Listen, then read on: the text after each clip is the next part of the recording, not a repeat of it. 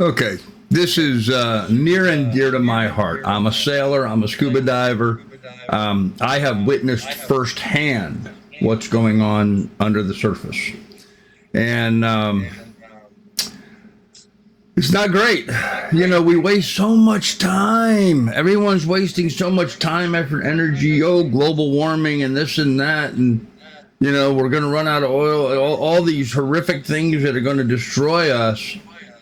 But they're not paying attention to the minimal little bellwether things that are truly indicative of what's going on. Krill. Have you ever seen a krill? You probably have never seen a krill. Krill is a little tiny shrimp that lives in the ocean in mass quantities, huge quantities. And it is the food that like whales eat. Whales eat krill. They'll open their mouths, they'll scoop through the water and filter out tons of krill and eat them. Krill numbers are way down, way down. The environment for them is dramatically changed. What I find to be absolutely atrocious is that we are actually finding microplastics in the krill. That means our garbage, our pollution, that single-use plastic water bottle that you threw on the ground or fell out of your car and blew across the parking lot, so you left it, whatever. You got to remember, folks, the ocean is the world's septic tank. Everything flows downstream. That plastic bottle will break up on the rocks and what have you and grind down to nothing, into little microparticles that works its way into the ocean, killing the krill, killing the whales. Does that make a big deal? No, we don't eat whales. What do we care? It's a bellwether. It's indicative of what's going on. There are so many things incontrovertible. There's no argument about it. There's no money to be made. There's no political wrangling about it. Pick up the trash. Let's start there. Before we start worrying about global warming and fish die-offs and these what's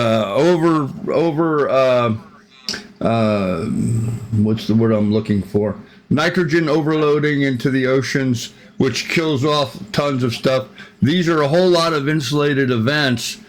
The big major overall, the biggest problem is simply picking up the trash around your yard. I drove for Uber and Lyft to make some money here recently, was driving around Columbus, Ohio. It's a pigsty. It's an absolute pigsty. These people live like, you know what? I raise pigs, and my pigs are cleaner than the people in Columbus, Ohio. And Columbus, Ohio is not just Columbus. It's no dirtier than any other city in America. Human beings, we live like pigs. Absolute pigs. Stop using single-use plastics. Don't get the plastic bag at the grocery store. I'll go into a lot of things here over a while because this is really a passion for me, and I hope it'll become a passion for you too. It's so simple for us to protect our planet, and it has everything to do with what you go out and buy at the store. Everything. You have complete control over this. What you buy equals what you throw out. If you change your buying habit, you change your throw out habit, you can make a pronounced difference. These people that drive down the road and throw trash out the window and stuff. Now, don't get me wrong, okay? I'm glad to see that McDonald's has gotten away from the polystyrene. It's all paper now. Okay, throw paper out. It's going to deteriorate. It's going to break down. It's not going to harm anything. It's just going to create soil. I have no problem with someone throwing a paper bag out. Plastic? No. We've got to stop using plastic. We've got to get back to paper and glass. Glass, you can throw glass in the ocean. It'll last forever. It'll slowly, ever so slowly break down back into sand. Sand did you come, sand you shall be. Natural, won't hurt anything, okay? Now, if it breaks, if it cracks, someone could get a cut on the glass, but as a general rule, it's safe. Paper, it's safe. Renewable resource. Trees grow, you harvest the trees, you make more paper. It's not a bad deal for us. Plastic is something we have got to get away from. And I sit here at my desk covered in plastic things. I know I'm as guilty as anybody. Microphone got plastic on. This on my microphone is called a dead cat. It's made out of extruded polystyrene and plastics. Every time one little tiny piece of this fake fur breaks off, that's a microplastic. So yes, in a lot of ways, I'm as guilty as anybody, but we can change our focus. We can make a big difference. Anyhow, let's jump into this. I want you to hear what they're talking about, because this is some kind of climate expert that I disagree with in many ways. And surprisingly, Bill Maher kind of knows a little bit about what he's talking about. Isn't that scary? I'm going to show you some of the data that actually indicates this is a problem, but it's not the end of the world by any means. So there's two of the world's leading climate economists. One is Richard Tol, one of the most quoted climate economists from... Okay, climate economist. He's only talking about the economic impact in the climate's problems. The whole thought of global warming and all that, they're now saying it's only going to make in our lifetime, maybe a 2% difference in our income or our budget. And because it's so small, it's rather minor. And in the meantime, our various costs of living and other things are going to increase. So our earnings going to go up more than will offset the 2%. So he's just making the whole thing into an economic issue, saying it's not going to cost you that much. So, and what it would cost you is going to be made up just in normal growth. Really? He's turned this whole thing into an economic. This is not an economic problem, folks. This is something where we're not paying attention to indicators that are slowly clicking by, and it's one of those things where when we hit mass, we lose everything. Bees are a perfect example of that. We've got so much glyphosate and other poisons on the earth being used for agricultural and gardening and lawns and what have you. We're killing off the bees. When the bees die, so do we. People hear that and they don't. Yes, we need bees to pollinate all the food we eat. Without bees, we have no food. That's simple. And our food has no food. So don't be saying, oh, well, I don't like vegetables anyway, I'll still have beef. No, you won't. No, you won't, because the cows eat grass and grass needs bees. Anyhow, let's listen to this idiot talking about the economics of a bad environment. From this year, and the other one is William Nordhaus, the guy who got the only Nobel Prize in climate economics. They both made estimates across all the different estimates of how bad is climate change going to be. By the end of the century, at a 3 degrees centigrade or 5.4 degree Fahrenheit temperature rise, the cost is going to be somewhere between 2 and 3% of GDP. But what will the ocean look like? Yes. I mean, I'm not talking about oceans rising. I'm talking about oceans dying. Yes. And the world can't live without dead oceans. And it seems like they're in bad shape. Between all the plastic in them, they're overfished. The world can't live without dead oceans.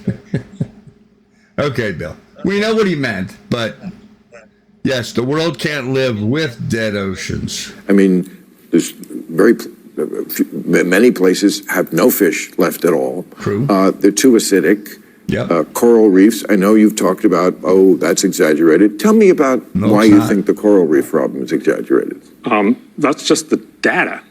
So can I just finish the other point I was trying to make before we go on to the coral reefs? So 2 to 3% of global GDP is a problem. But remember, by the end of the century, the UN estimate the average person on the planet will be 450% as rich as he or she is today.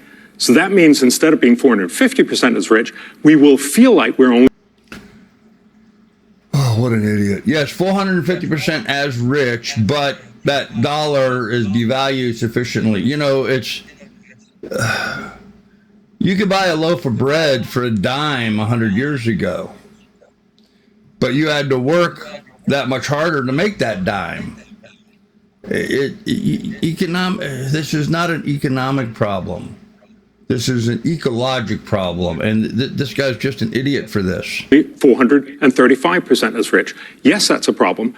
No, it's not the end of the world. On the coral reef bit. Rich. So how does rich fix the ocean? Exactly. no, so on the coral reefs bit, we have a situation where we have on Great Barrier Reef, so the world's biggest coral reef, the Australian Marine Scientific Institute, sorry, I can't remember what they're called, but they're the guys who do the data every year on the coral reef since 1986. And they have been assessing what is the total outcome of how good does the reef look like. And in 2009 to 2012, we thought it was terrible. It was really dramatic. The Guardian wrote the obituary for the Great Coral Reef. I know. And the point I've just been making is the last 3 years, they've been at the highest level, the most coral reef we've ever seen in those areas. And so the point is not that there's not a challenge for coral reefs. There is. But most of the challenge comes from overfishing, from industrial pollution, from sea runoff. And those are the kinds of things. No. Sea runoff to some degree, yes. We have an abundance of nitrates being used for agricultural purposes that runs off ends into our ocean. And we have these, red tides and stuff with massive fish kill off. So yes, that to a small degree. But no. That we should fix. But we're not being well informed if we're being told this is because of climate change, so we got to change our entire infrastructure and our global economy in order to save the oceans when it's not actually what's going to happen. No, disagree with that. Maybe. He's looking at this purely from a financial situation. It's not a financial situation. It's start paying attention to those bellwethers. I hate getting into this because for my entire life, I was told, oil's going to run out and then the world's going to end and the climate's going to go to hell. And, we've heard this over and over and over again. We have cried wolf so many times. And the problem is nobody sees what's going on in the ocean. And this is something I'm going to dedicate the rest of my life to. I'm looking at buying a sailboat, getting my scuba gear, making videos about what's going on at the bottom of the ocean in an entertaining and educational way, not just like some boring waste of time, but try to get people involved. Let's see what Bill has to say. And why do we imagine, as we treat the oceans ever worse, that the coral reefs are enjoying it more now? Look, I don't think that they're going to enjoy this. Why are they doing better in the last 3 years? It's not like we did anything. I don't know. Oh, well, there we go. Look, all right, as long as we're that's honest. We don't. He has no clue. So his whole argument is mute because he doesn't understand why it would all of a sudden be doing better. You know why? Because it's not doing better. There may be some little local things that have improved in particular areas. Right now, there's a lot of reef restocking programs going on where scientists and volunteers are growing corals and literally taking them out into the ocean and gluing them into the reefs and restoring them, reforesting the reef, so to speak. A lot of efforts like that going on in the world. So that may be part of what he is speaking about, but you can't conflate what's going on environmentally with economics. The two just don't go hand in hand. And I'm not asking anybody to go out and spend or change your spending, except when you go to the store and you see those plastic bottles of Pepsi, buy the cans. Buy the can Pepsi. Aluminum's recyclable. It will become recyclable. And if it doesn't, if it ends up in the ocean, it's inert, it breaks down, it doesn't hurt anything. It's not plastic.